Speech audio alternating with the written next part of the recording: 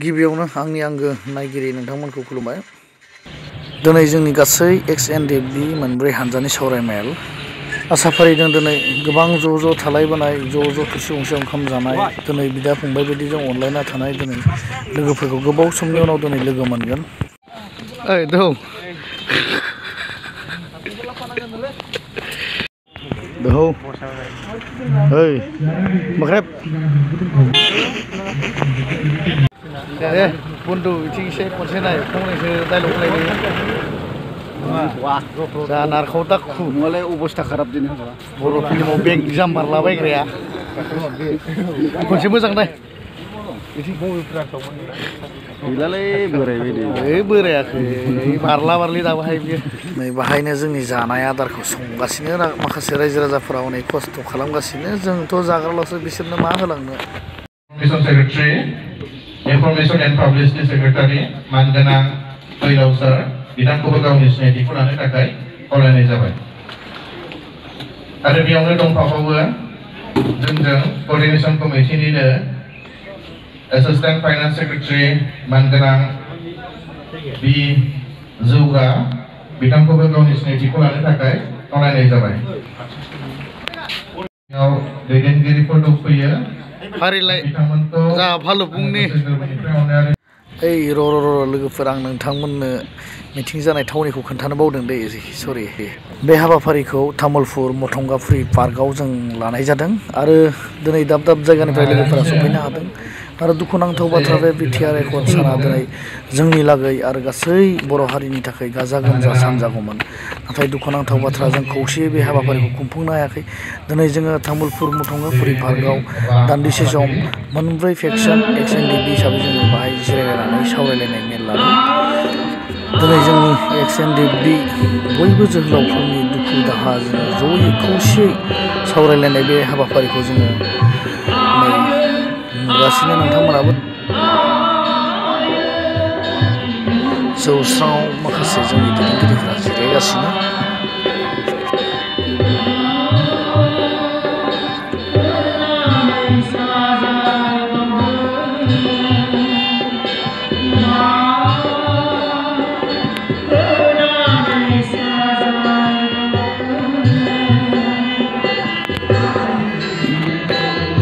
नाथाय जोंनि थांखि बेयो दिनैबो जोबाखै।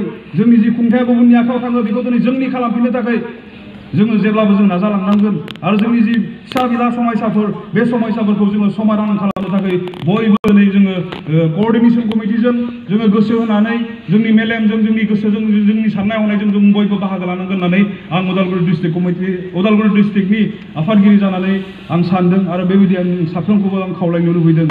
नांनायनि लामाया दिनै आलादा जों सुबुंखान्थिनि नियमजों गोबां रोखोमनि जों सोमावसारलांनो हायो। जों जेलाव जायफोरा दङ बिथांमोनखौ उदां खालामनायनि थाखाय जों खुद्रिसारनांगोन।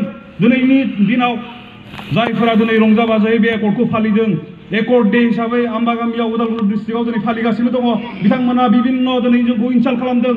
आं रन्जन सारनि पार्सनेल सेक्रेटारि जानानै खामानि मावबोनानै आं जेरावबो ओंखारनो हायाखै। जेरावनो नुदों माथो नाब्ला सारा गसिगोननो गबायनो इभेन दा स्टेजाव जना थानाय समावबो जोंखौ कुइसन खालामबावदों। दिनै बियो मा जोंखौ इनसाल्ट खालामदों, बिनि फिननायखौ जोंबो होनांगोन। जों देरहानांगोन, जोंनि समस्याखौ जों समाधान खालामनांगोन आरो जों देरहानोब्ला जों खौसे जानानै थानांगोन।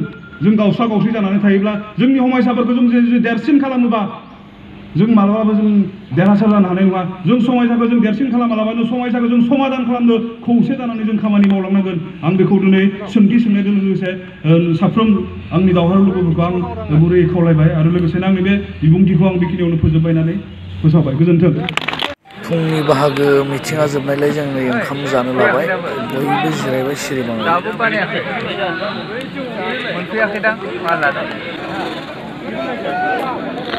लोगोफोर नै बिटिआर रेकर्ड डेआव जोंनि NDF-B साफ्रोम जोहोलाव लोगोफोरनि ओंखाम जानाय दुखुनि बाथ्रा। दिनैनि दिना बेबायदि आलाय सिलाय जानाङामोन।